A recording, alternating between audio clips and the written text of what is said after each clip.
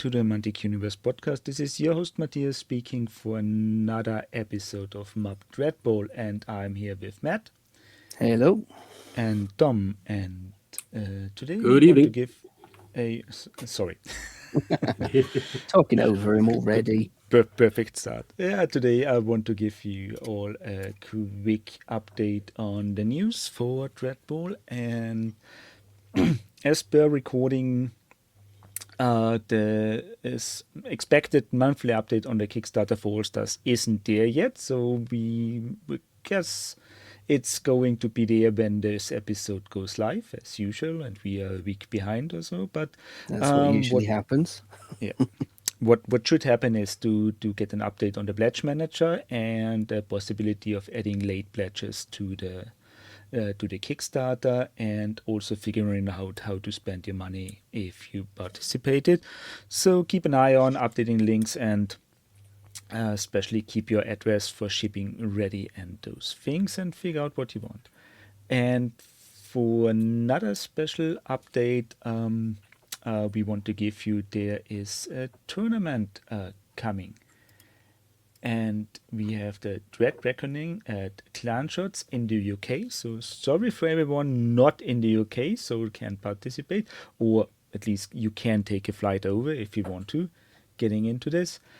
Combine this with a nice holiday in the UK and a look around if needed. It's always a great idea to do those kind of things. And it's on Saturday the 19th September in 2026, so some time to plan ahead. So there is things happening there well, and a link to the tournament ticket sales will be in the description of this episode. So I'm surprised that things are still going for Dreadball. So this is a welcome news, and so despite All-Star being there, so things don't sleep, and everything keeps running, and the hobby being active. Yeah, it's worth specifying that this is still a good old second edition Dreadball with Magnetar circuit. I do recall that the tournament pack doesn't mention the errata that came out after Magnetar, but I'm trying to get this specified and or corrected. So I imagine that was the intent, because I don't see why not.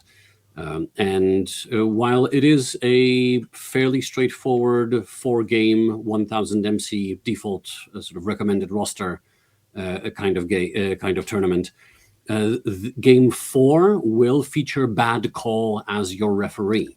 So plan ahead accordingly, because you may or may not get your world rocked by a violent malfunctioning ref bot in the last game. Or indeed take advantage of that and remove him from the game for a while if you're lucky. Exactly. But she is functioning as she intends to function. Yep. As she decides. As all good things should be. So, and in terms of taking trips to the UK, I live all the way in Scotland. I'll be taking a trip to York and pair it up with a visit to Gould for the tournament. And we have had people from, I want to say, as far as Netherlands coming over to play in UK tournaments. So yeah, if it's feasible for you and you feel like a little trip to the UK, York is nearby in terms of easier access in terms of travel, and from what I gather, a fairly rich place to visit and explore. And you might as well pop over to Goole nearby. I can't remember. It's not a not long train journey. I want to say under an hour, I think. I might be misremembering, but no longer than that. So reference, come over. For reference, it's in the northeast of England. Yeah. So not far from Scotland. I haven't done my share of train travels through the UK, and it's not as bad as a lot of people say, giving the outsider's view. So I have had worse in other countries. So I'm thinking about so getting in there by plane to a reachable airport for a direct flight, and then by train to the location is a good thing to do, and it works, at least from my experience, pretty well. So always a good option to there. So I'm not going there anyway, because I am in the UK a week earlier for Clash of Kings UK, the Kings of War Oh, tournament. man. So Nice. You sure you can't extend your stay just a little bit?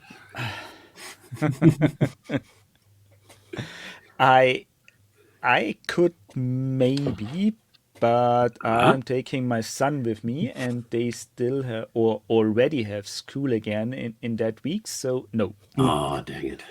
Okay, yeah, that makes sense. Well, that's. Oh, well, what can you do when you have, a life, a family? Yeah. It's Next The time. curse real life damn life. obligations. It's so. Mm. Yeah, but for anyone else doing a visit to Nottingham and looking by at the Clash of Kings, having a chance to meet me, can talk about, can criticize all we do wrong on the podcast, live in person, and Ooh. If you want your comments to hit just that little bit harder, yeah, it's. I will be armed with dice, so be careful. This is. dice in a bag, failing Yeah. that, a sock. They will be rolled. It's a good No, thing. but I have to say as it far as I'm was. aware, none of the Mantic systems don't use any D4s, so at least people Yeah, are at least safe not from the that. sharp ones. So it's. Unless you count Loka. Ooh. So just the 1d4. They're really hard to roll anyway, so I don't see why they would. Yeah, I mean I've. I think D4s get a slightly unfair reputation. It's more in the throw of them and how you shake them up in your Yeah, cup it's or palm. I have to say, when doing roleplay games, I have came back to the situation to just use a d6 and re-roll 5 and 6s. D8 and halve it. Yeah. I still use the D4. I put it in my dice tower and it rolls all right. Or that I just shake it up and then toss it in the air. Just let Yeah, gravity. you're allowed a spin little it. bit of extra flair with D4s, Yeah. given their poor actual on-table rolling. So it's not all Yeah. that bad. We say if you're really averse to the D4, just take the D8 and halve it. Yep. Like you do with a D6 to make a D3. It feels better than using the actual d4 in that case. Yeah. Yeah. Right. So, I guess so for everyone who wants to meet a Dom, this tournament is a good chance to say hello. I haven't Not- solidified my presence yet, but I absolutely aim to be there. Just waiting for a little more clear situation in terms of booking things and such that should be done. Yeah, the usual. I early mean, next month. it's But I'm still a while aiming- ahead, so I guess we will update this later on again. So during summer, after summer, looking how things are going. Yeah, because you never know what's going to happen in time anyway. So, as you said, life is there as well. Yeah, It's not just a unfortunately, hobby. it sadly gets in the way of gaming sometimes. Yeah. So all good. Right. So let's jump ahead to our main topic. And as we've written down, it's bad decision make for good stories, because it's like, as all gaming it happens, it's the great gaming moments that are of memories and this day. And it's often heard about that the good games are those with the greatest stories and the most heroic moments. And so, sorry. And play. So, yeah, and those great moments in gaming are usually what makes everything, and the memories, what makes games great, what keeps us playing, and what gives us back in time, grabbing a beer, talking about everything that went well or went bad, or when we lost the game because it's our own fault anyway. So, okay. So we will start with Dom giving us his episode of bad decisions in the first escapade with Dreadball and what this makes in great stories. Funnily enough, it's not actually my decision from what I recall, but this was fairly early when I was sort of figuring Dreadball out, and I was trying to get some friends into it, and as a result, we got a game of Ultimate Dreadball going. I noted I noted I almost said it, but I noted this story under the title of Ultimate Dodgeball. In that, what happened? In fact, the fact that it was an ultimate game doesn't really matter that much. But what we had happen is we had one of the friends new to the game playing Indige, who sends a let's see, he sends a striker to an opponent's strike zone's bonus hex, getting ready to score some points and steal them from the opponent. The opponent then proceeds to, as he's lining up the shot, basically, he's already declared the strike. He's about to roll dice, but he is told by the opponent he's targeting that you'll be running run interference. And all the opponent does is block the bonus shot by standing in front of the strike hex. Yep. They don't see the ball, they don't attack the striker, they just stand there and make the shot functionally impossible. So the Indige coach chooses to dodgeball the blocker out of spite. I can't do what I want, but I was still expecting to end my rush and lose the ball, so you're going to feel the pain of it. I just imagine the arm was mid-swing with the ball. So I'll get in the way anyway. Oh, dear.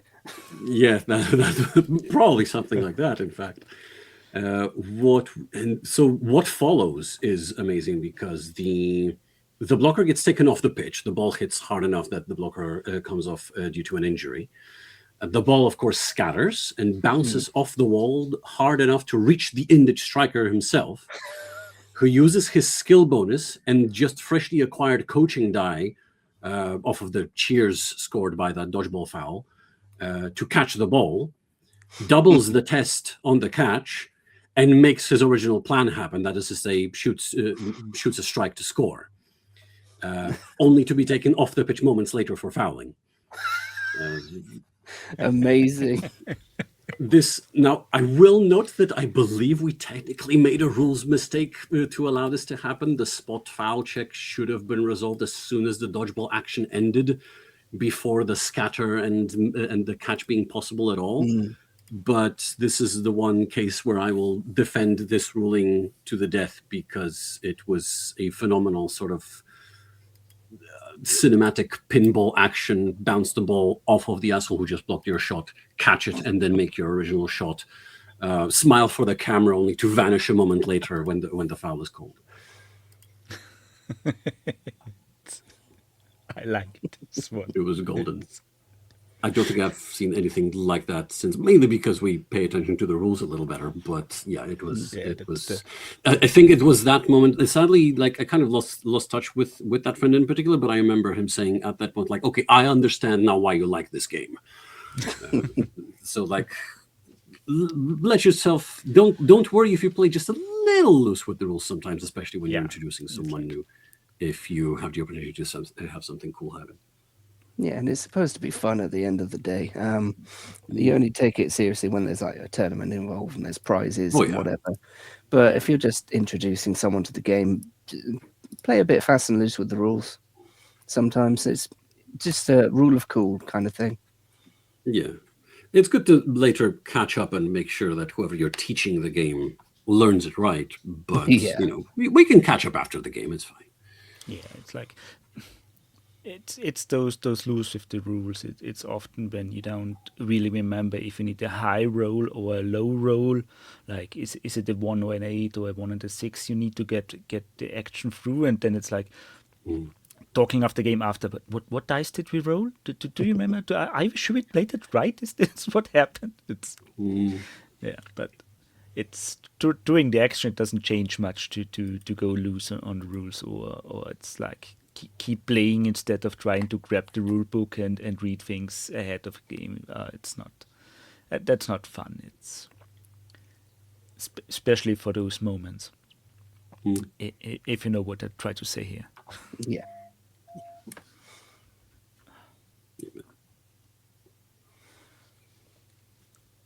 So, what's next? Do you ever get those moments where a couple of players are right next to each other or very close, and the ball just scatters, bounces back and forth, and you're just hoping and praying for a different number so you can just stop the ball at some point? Dreadball pinball. Yes. Dreadball pinball. If anything, we need a pinball table based on Dreadball for just that reason. Every player's a bumper. But yeah, absolutely. I've seen it many a time where you just keep rolling the scatters and it keeps bouncing between the guards and the jacks who can't do anything about it. Yeah, I think this one was the striker was down. It was just guard. Yeah, there's no way they're picking that up. It's just bouncing off the heads. I wonder if maybe not a fan check, but I swear that this. I imagine there could be a rule introduced to sort of ensure that doesn't happen, but at the same time, I feel like it should be more. How do I put this? I'm not sure if you deserve a reward for that. But maybe like fan check for both coaches after like 3 or more scatters before the ball rests or something like that. Especially if it specifically is bouncing off of players. Because I imagine that it then gets put on the replay on the big screen above, with overlaid pinball sound effects of it going ding ding ding ding ding between the heads of the players and such. Yeah, in today's day and age, it'll just be a meme loop. Oh yeah. Are holo gifs a thing in the Warpath universe? Holo gifs, holo memes. Holo. We need something for that. I mean, there's a VR Vine going on. I mean, it's all holograms, isn't it? And like the common Warpath populace, shall we say, entertainment. Yeah. I think. I mean, I have some stupidity currently fresh to my mind. It's like because I'm thinking about we have this tournament announcement, and because the Dreadball isn't in the companion yet, the events are going over Facebook and other sources. So it would be nice to have Dreadball there also for the event, so that we could organize and find events more. But then when the game and rules are not there, it might be worth adding memes to it so that everyone can make a picture of that game situation and load it up as meme on the companion app just for everyone else to watch this in story mode. So this is like how the fan scene work. Just who cares about the scoring, and we just want to have the memes for the game. It's like they need to get the artists working on some meme templates. Yeah, just recreating the ones now. Just with different minis. Different Warpath characters. Different poses.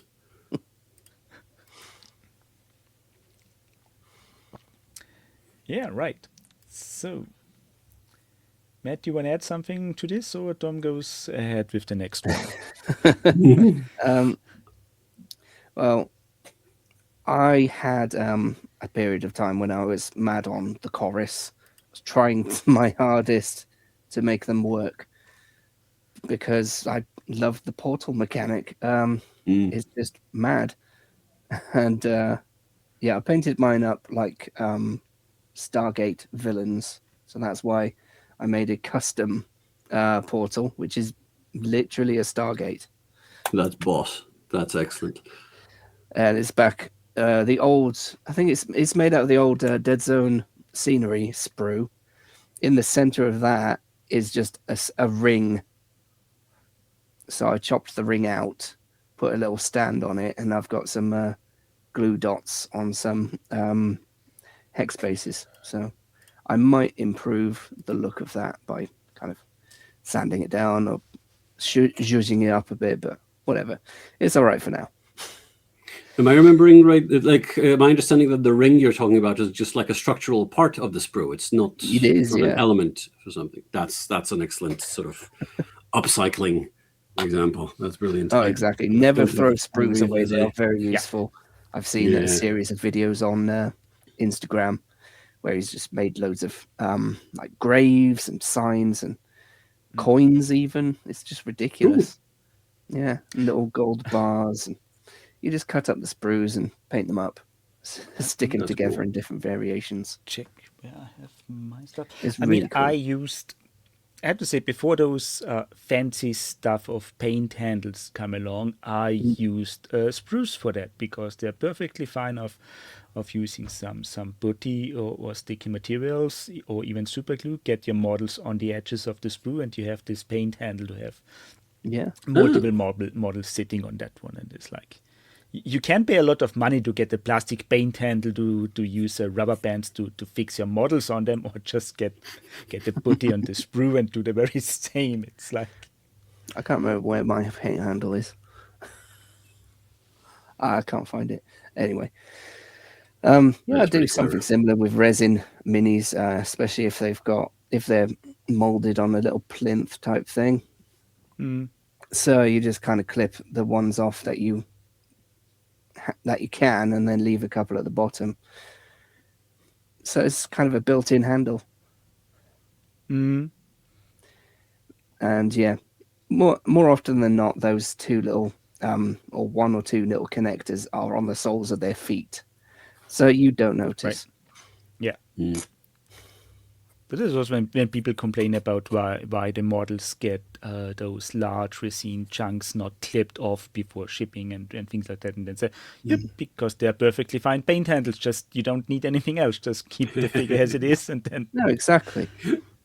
And you need something to hold on to them to kind of scrub the release agent off them. Yeah. And especially with the tiny bits, you want them attached to something so you can find them afterwards and not lose them down the plug hole. Yeah. No, his arm. No. Well, time to kit bash. Oh, well. It belongs to the sewer system now. Well, if it was that easy, I mean, I have this, how to say, I'm messy model building and painter, because I'm not really good with small parts when I'm already tired and doing things late at night. So stuff vanishes all the time. So it's like, or clipping something off and it goes whoop, and it's gone. And you have to improvise, you have to kit bash and things like that. But it's never gone. I mean, I it's not that I don't clean. Like, I go with the vacuum around my table and anyway, but I have found stuff years later. Looking for something else and coming, there it is. That's the arm that's pinged off.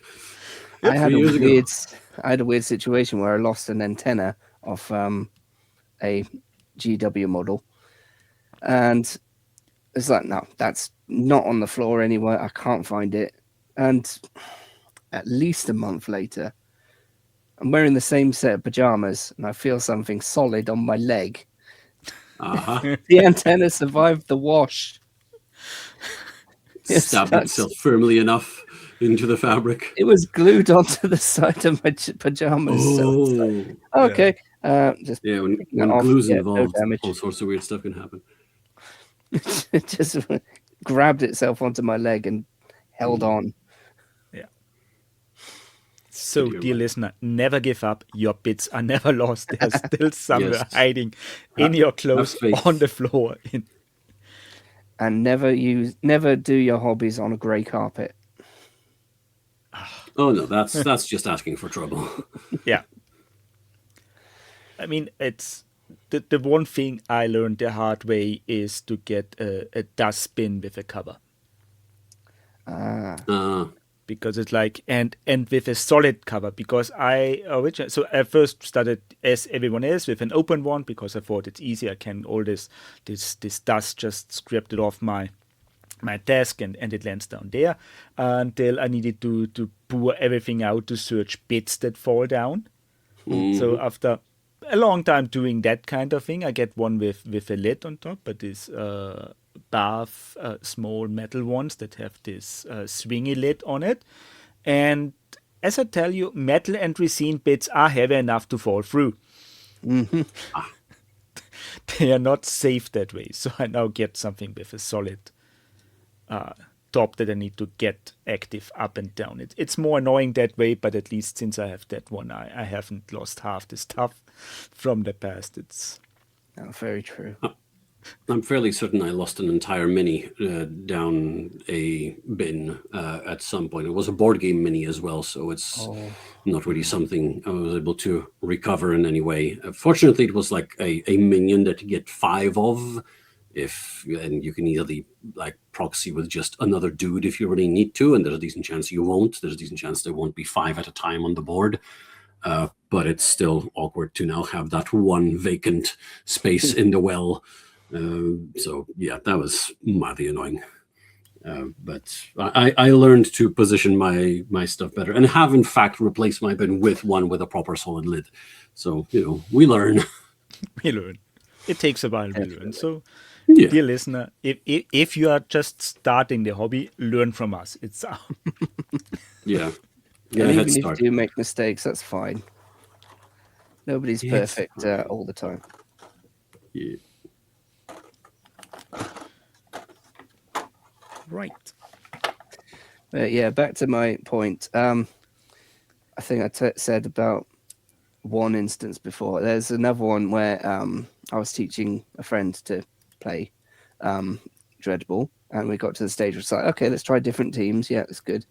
He borrowed my convicts, and I ran my chorus.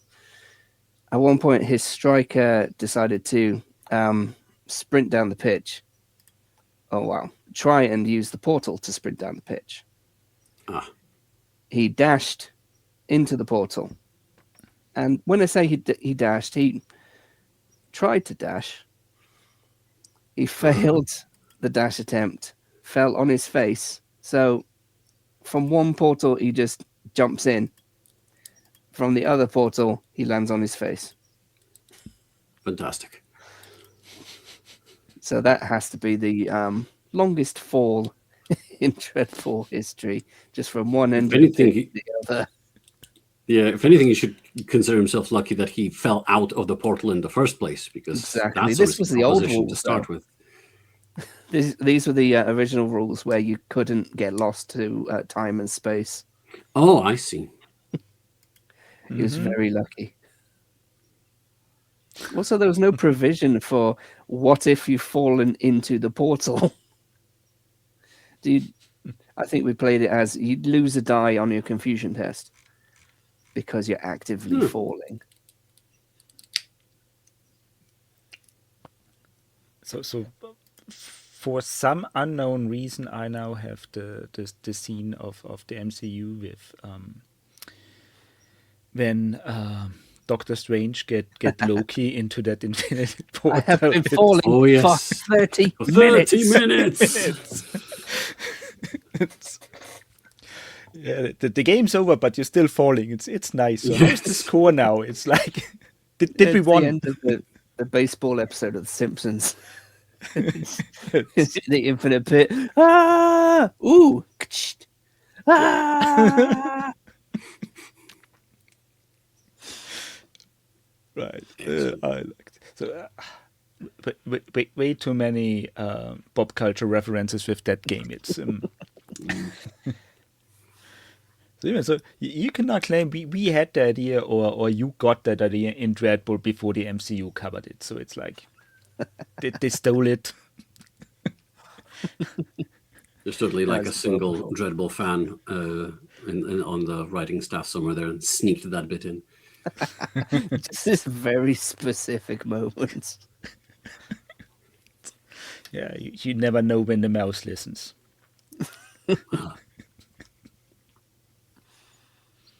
I think I've got sort of to segue, if you permit me. I've got a similar longest ever kind of two.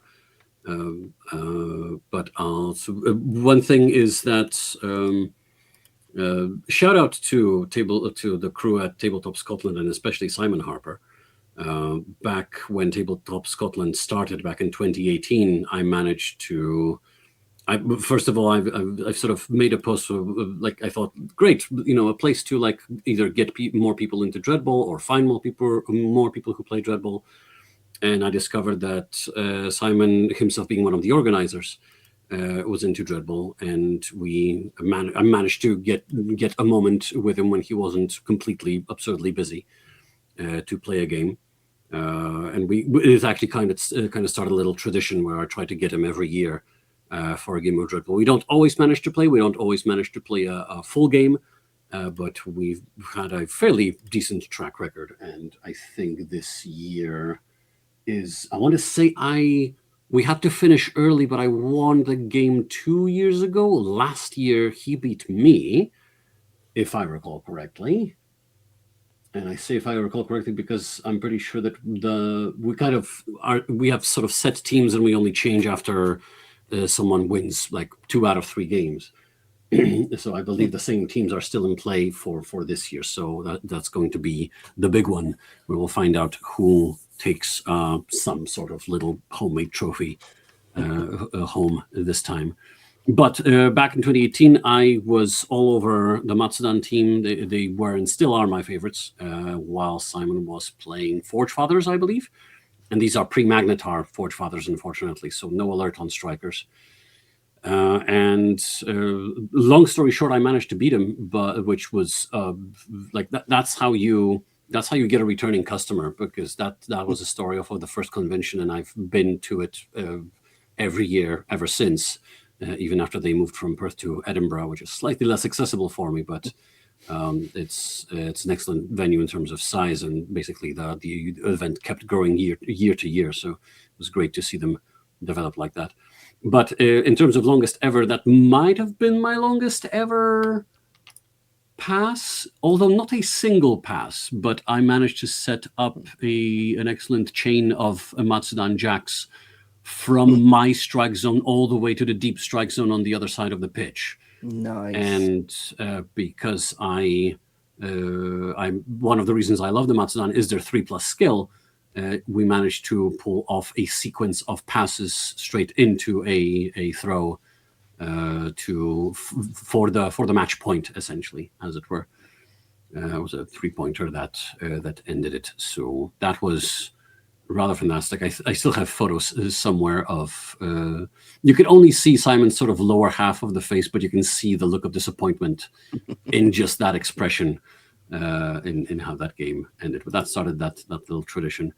But on a similar note, if you permit me, I'll just segue straight into that, because on a similar note, and still talking about Matsudan, not me coaching them this time, this was another Ultimate game where I'm pretty sure it was a 3-team game, and it was like the very final rush of the final round, whether it was due to time constraints or we actually managed to get to the 7th round of an Ultimate game, which with 3 teams on the pitch isn't actually that difficult.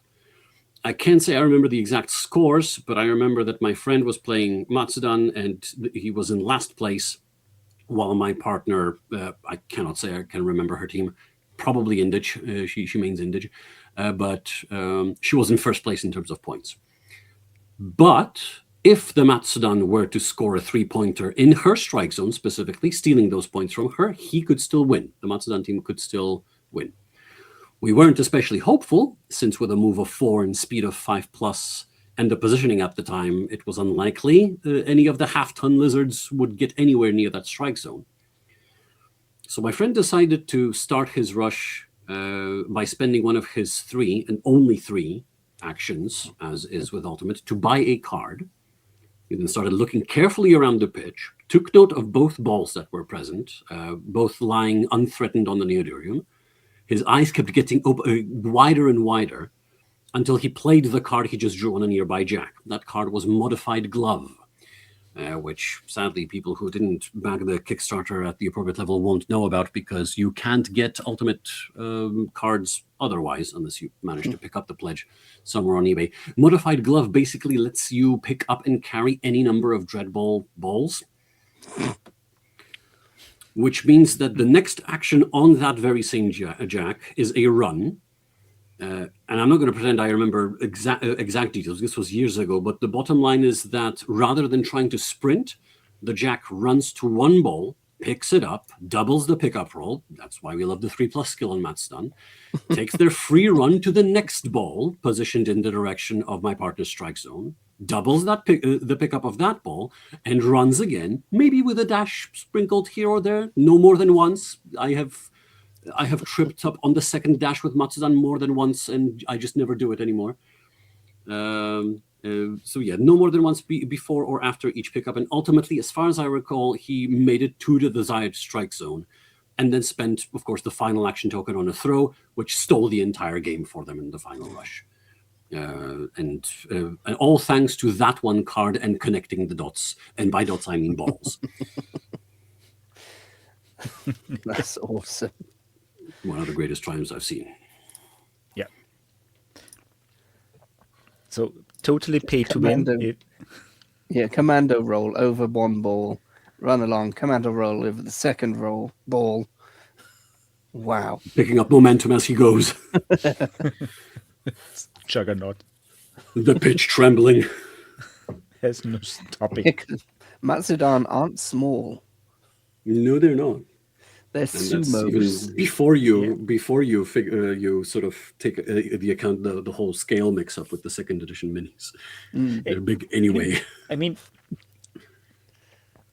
there's the thing that people get the wrong impression that just because something is big, it must be slow and unwieldy or unathletic, to say at best. But this is like so the thing in Matsudan are really just like the sumo from Japan that can do things that even the average European athlete can't do because like it's they're training hard and are faster and stronger than most of us are, and then it's like Matsudan are that way. So people look at the model and say, that this must be the slow and how to say not as talented ones, and then it's like, yep, going fast, picking stuff up, rolling on trees. You just need the right set of circumstances. Exactly. Yeah.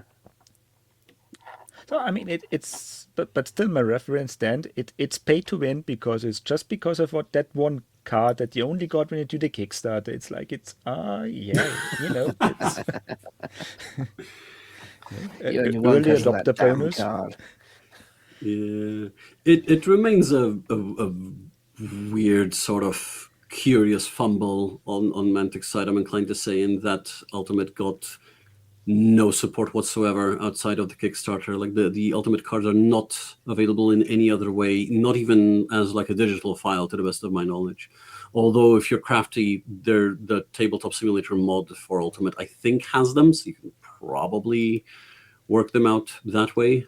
But that's a whole lot of faff that shouldn't be necessary, especially with the Ultimate pitch being functionally included with every second edition starter box.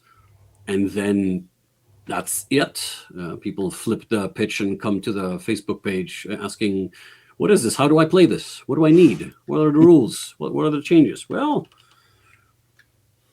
this is the hidden lore of Dreadball. Truth is, if you ask, we will absolutely come to assist. And I think I managed to clip out the ultimate relevant pages from the collector's rulebook, from the digital version. And I will happily supply those to anyone who wants to try Ultimate but doesn't have all of the required bits. No gatekeeping in this hobby. Sorry. Oh, yeah. No, absolutely. No, I mean, it's like, at least if you would have gotten digital rules, PDFs, or the card to print out on your own, things would. But I think this is what Mantic learned over time, like, because it's like, I have to say, Dreadball is still fairly old in the times of Mantic's development. So they made mistakes, but they didn't make the same ones again later on with different Kickstarters, with other games, and their support changed also for those kind of niche things over time. Like, just remember when they updated Star Saga, or was this updated? Star Saga became its own big game, and they made scenarios from the previous game that wasn't really the same, just available digitally as a PDF, so that you can use your old models and still play with the new rules and things like that. It's was it Project Pandora, I think. Yeah, so they learned from those kind of things. Still said that we don't get the stuff from Ultimate in one way or the other, but as long as you can find someone who shares with you, it's everything is fine in that way, I think. Part of me thinks it might be because Ultimate does get quite clunky and exceedingly long. The more teams you add to it, 4 and upwards, can get a bit maybe not miserable, but quite. It's easy for it to overstay its welcome. So I wonder if it was sort of thrown together and then someone realized this doesn't work as well as we hoped for. So, but for some, I don't know if there wasn't will or resources to then try and fix it or something, and they just tried to forget about it. But that's where we ended up. I mean, I can imagine that this was like a good idea, that they got together at someone late at night, throwing stuff in and say, yeah, let's play this, and it looked good for the first 3 rounds, and the more progresses on, the more tired everyone gets, the lazy they got, and then never realized how things should work out at the end, because it's a game that is like, when you're halfway through, you call it a day and be gone, or you have enough beers or drinks anyway that someone has flipped over the table already, so it doesn't really matter. No, I played Ultimate as part of a little fun bit at the end of the tournament. And yeah, the thing is, I'd had too much caffeine. Just back before I was a regular coffee drinker, but I was picking up my models and shaking visibly, moving these little robots. And I was terrified that the base would just drop off because they were held on with crappy little sheet magnets. Yeah. Oh no, I need something food. Yeah, that's time to call for a break. So I need water and food. Yeah. How much water did you drink today? A snip. And how much coffee you had? 4 or 5? Why are you asking? Why'd you ask?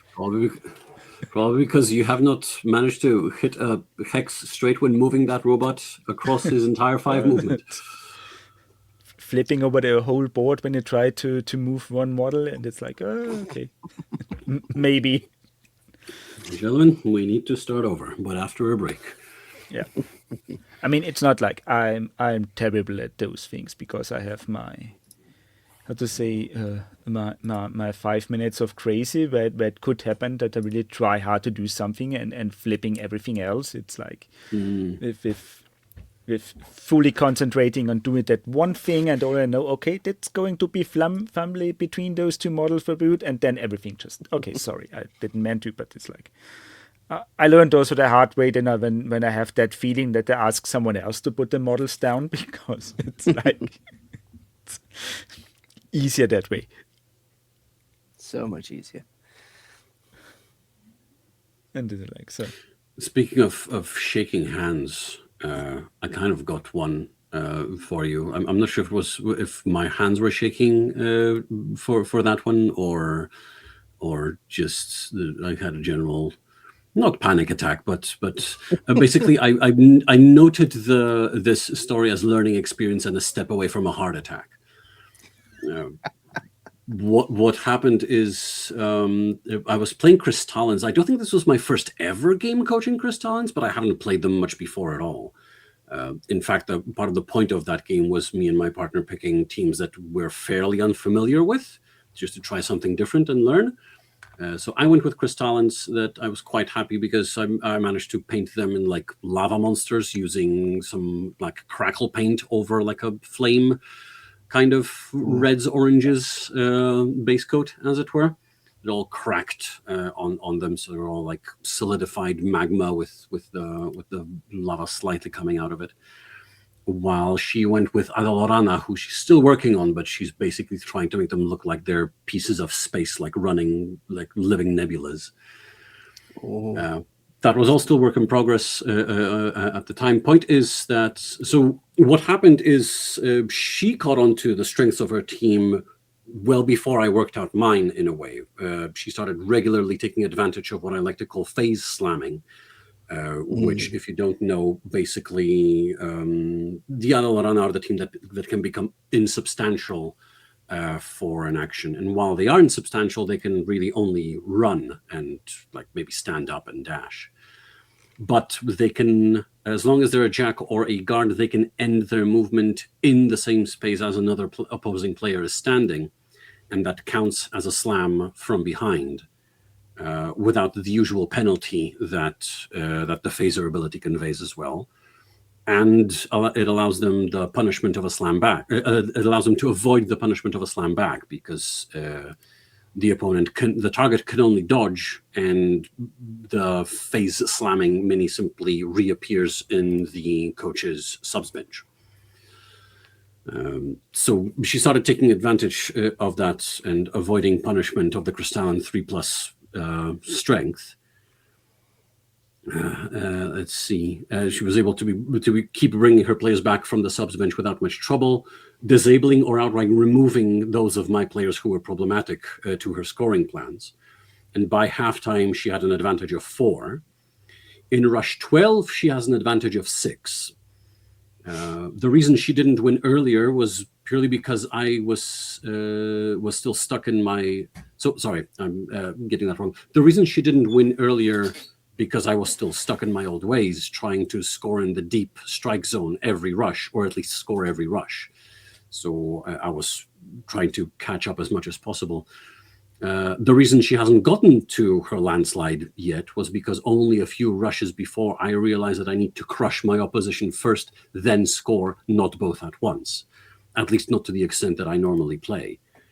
So having figured that out, I managed to seriously injure 2 of her strikers and send the jack to the 3rd section of her sin bin, then score a 4-pointer. So she's back to a 2-point advantage, and it's still anybody's game.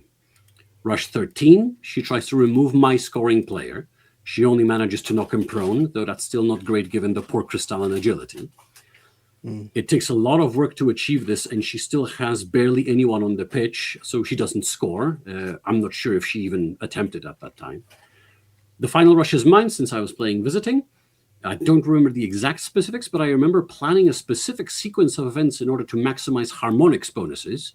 For those who don't know, when a Crystalline starts an action in their coach's rush, they basically check for up to 3 of other Crystalline players within 3 hexes of the activated player. And for each one, they get a coaching dice to spend on the upcoming action or any subsequent free actions. And I had all of this planned out, and most of those plans ended up falling through due to the players failing to stand up or indeed to double a stand-up test. Again, the 5+ agility coming to haunt me. Ultimately, I managed to make space in the deep strike zone because a guard is still there after pushing her lone guard away to create some unthreatened space. And I spend my last action token to declare a throw action aimed at the strike hex with a run that will get the boy into the deep strike zone. So 3 points is how I win. A 4-pointer would be unnecessarily harder. Anything below is useless. So I go for the deep strike zone into the unthreatened space created there to try and take the game. The boy in question picks up just 1 harmonics die for later, runs into position, and I see my partner bring up a card to her face, indicating she wants to play it before I roll the dice. My heart stops for a moment because I fear the worst. I fear the ball is about to shatter. I'm sure I say, in fact, something to the effect of, "Don't you dare." She puts the card down, and it's all thumbs. My player must pass a skill test with 2 successes or drop the ball. So there's still a chance. The throw was actually going to be harder than this test, so I hold on to the single harmonics die for later, roll the regular 3 dice. I get 2 6s and a 5. The 6s explode into 2 more 3s, not that it matters. I move on to the throw proper. 3 dice. You start with 3 dice for the jack. I get -1 for the small target, -1 for the run that got him there. I add the harmonics die for a total of 2 dice and roll a 1 and a 2. With no resources on my side, the match ends with an advantage of 2 for the Adalrana. And yeah, that's how it ends. So I didn't need that near heart attack at the time. It didn't even consume any of my resources, but maybe the Crystalline Jack got spooked by nearly having the ball slip his attention, and then the subsequent toss just went nowhere. And so the just about glorious upset / comeback ended with nothing.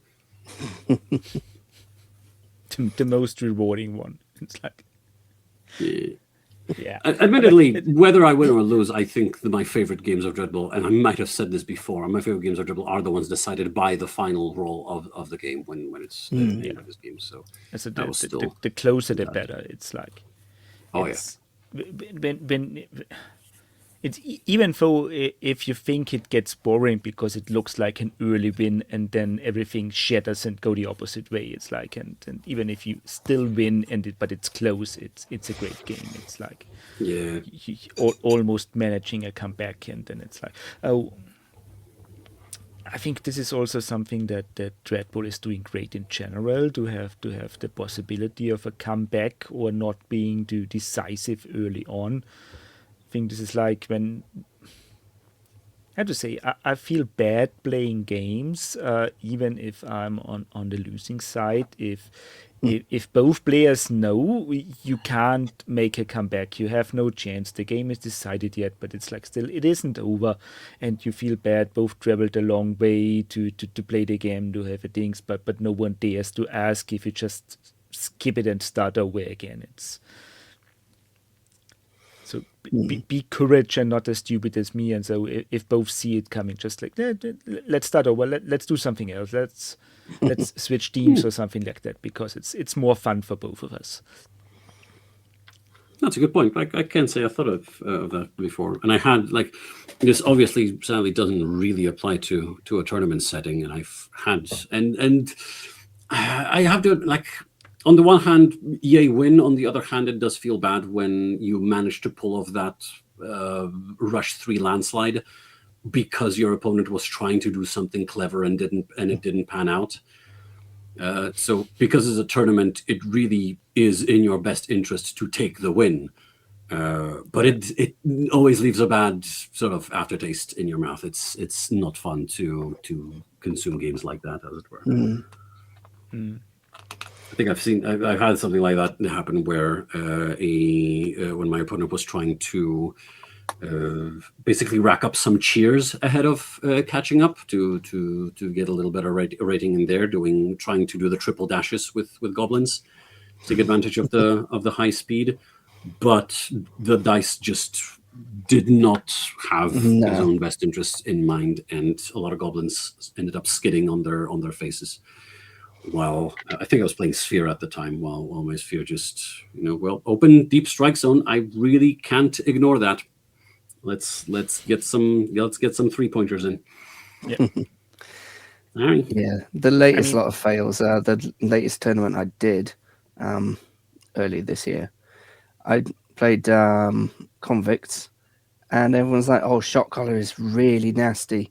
You have to do 5+, but you get 3 dice, and I bet they're off the pitch all the time." My dice hate me.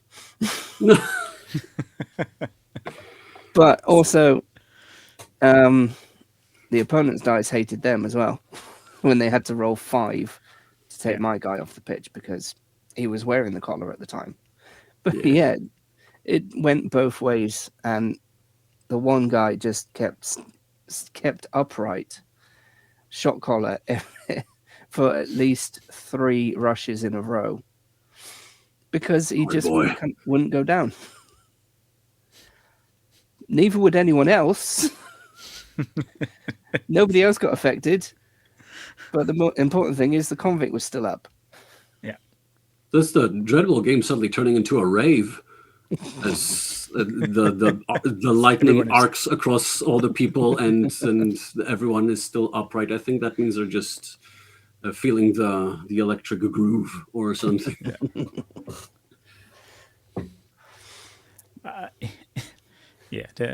There's that. I mean, there are those things that happen when you can't really believe in and say, okay, it's better than I thought. Just don't.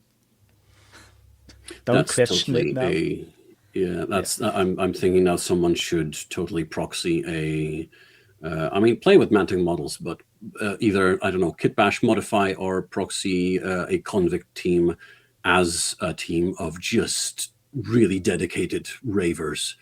And it's not shock collar anymore. It's getting everyone to dance so hard they fall prone. I mean, I might just do that because I'm looking at getting the slammers, so I'll do them in the old style. And yeah, definitely the ones with the mohawks would be proper ravers, or so cyberpunk ravers. There is like one of the strikers has like dreadlocks, but they have this cool sort of pose, whereas if they just stopped in this sort of low pose with the dreadlocks whipping around, it's not exactly the same vibe, but I don't know, their expression gives me just the slightest tinge of like the what the hell was his name, the Prodigy's frontman who has sadly passed away a while back, I want to say. But yeah, I don't know, just I'm not even sure what color scheme you would go for, but theme your convicts after the Prodigy somehow, and your two coaching, not coaching specialists, coaching assistants. Coaching assistants are the DJs or something. But yeah, like there's a surprising amount of sort of flavor you can adjust to make this weird and fun if you want. No, I'm talking nonsense. There is a it was I want to say Maxim, who was just one of the Prodigy members who frequently wears dreadlocks in just about the same style that that convict striker. So yeah, you might need to cut off a mohawk of someone if you want to make them Keith Flint, as I've just double-checked the name. But yeah, that is... Holy shit, I've been looking for a theme to paint convicts in, and I was going to do War Boys, but now I'm having second thoughts, so we'll see how that goes. I've painted mine up as different game characters that might end up in a prison and or a test chamber. So it's loosely loosely aperture science based, especially with the orange jumpsuits. Yeah, that's a good one. And then the two coaching assistants, one of them is the warden, but I've painted him up like Agent 47. And the other one is the Teraton scientist with the kind of screen on his wrist. With the doobly-doo. Yeah, that's Bowser. You need Cave Johnson in there if you're doing aperture science. Yeah, I do. I want to say if you have the portrait. If you have the Ronnie Renton mini that came out as a as Coach Ronnie, as a coaching assistant, Ronnie the Bound? Oh no, he's a special Dreadball assistant coach, just pointing. Yeah. Yeah, Ronnie has a coaching assistant mini as in Dreadball, and that he would pick a fairly decent Cave Johnson, I think, a young Cave Johnson. Yeah, true. If you look, he's got a mini in every system. Oh, surely. He does, yeah. It's one of them things. I can absolutely understand that. Yeah, he's even in The Walking Dead. Ah! Yeah, I used to have the Kickstarter. Does he have a mini in Halo? Yeah. Well, I don't know. He might be. Surely if he hasn't, it's a not yet kind of situation. Yeah, not yet. Yeah. I mean, they usually have the Spartans there, but I was thinking that maybe some of the Marines, but one of the Marines could be wrong. I don't think they've thought of it yet. I'm actually we lost Matt a little. Thinking when I say Ronnie coming to Halo might be the Flood. Oh. I mean, if there's one Spartan Power Armor mini with the helmet off, it would have to be Ronnie. Yeah. Yeah. 100%.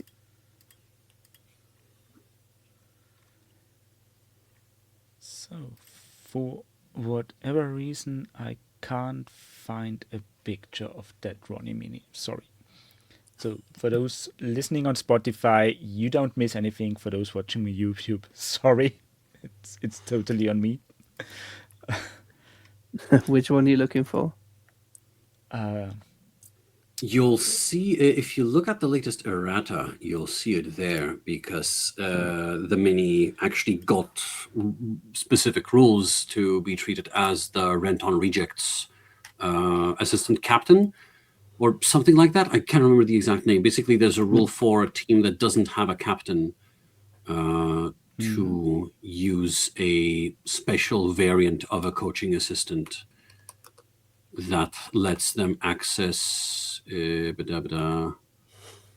Coach is the name, and it might not be in the errata file itself. It might no. It will be in the errata file. I'm getting mixed up. I will try and grab it for you. That's assuming that my reader cooperates. There he is. Snipping tool to the rescue. Whoop.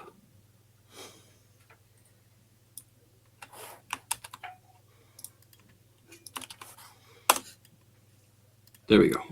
We have all the high-tech sound effects on this show. Hell yeah. Cats meowing, dogs barkings. The Whoop, full whoop, high-tech diddle from do. us. Woo.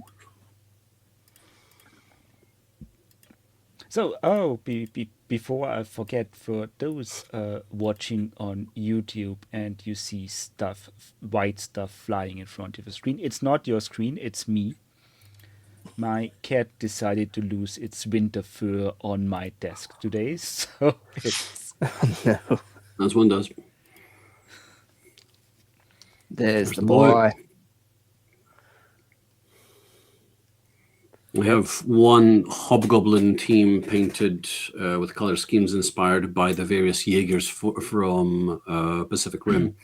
And I absolutely need to paint Ronnie as Hannibal Chow, portrayed in the first movie by the glorious Ron Perlman. So he's going to get some gold boots and an awesome red coat. I just need to get to him at some point. So for everyone listening, I correct my sorry. So for those watching on YouTube, you see now those wonderful trainer Ronnie on the screen. For those listening to Spotify, Mantic rearranged their download section for their digital files. So you get, if you have an account on the Mantic Games site, you can go to your account. There you have on the left side downloads, and there you now find everything sorted in the gaming sections. And when you go to the somewhere in the middle, there are the Dreadball downloads, and there is the FAQ and errata. And on the very last page, you see Ronnie Renton as Dreadball trainer.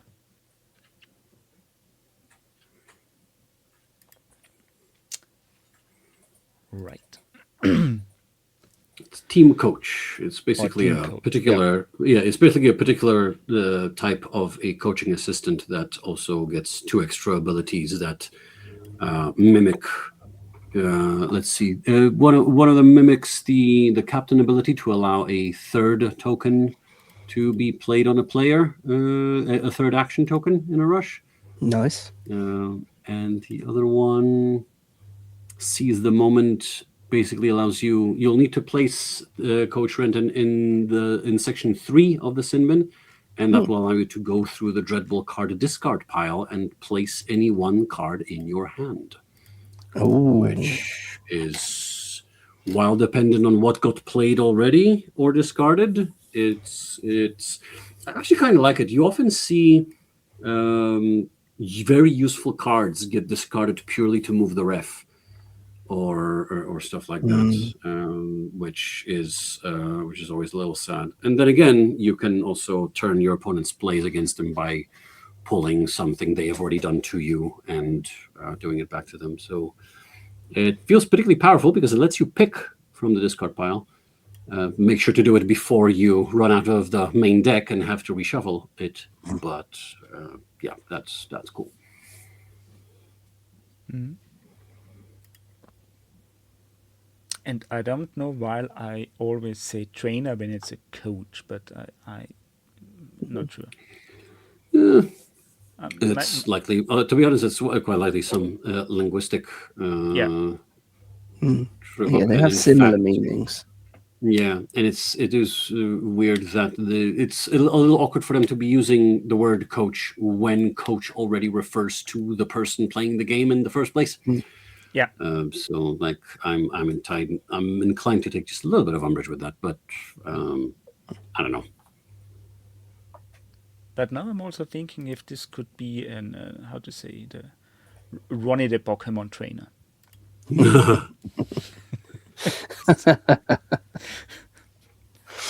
I'm thinking with that armor, steel type. Yeah. Probably. Yeah. You could probably make like an old Lieutenant Surge out of him with the beard. Yeah. I don't know. The very classic arena trainer guys. So, yep. So we are right a little about an hour. So, dear listener, I hope you enjoyed this episode of Dreadball and our chat and talking about good and bad stuff we did or not did, and our decisions making. If you like this episode, please leave a comment on YouTube, on Spotify, wherever you're listening. If you don't like it, let us know so we can improve and get better with the next episode. And whenever you're listening, I wish you a good morning, day, or night. And goodbye. Thanks for listening. Thank you for listening. Goodbye.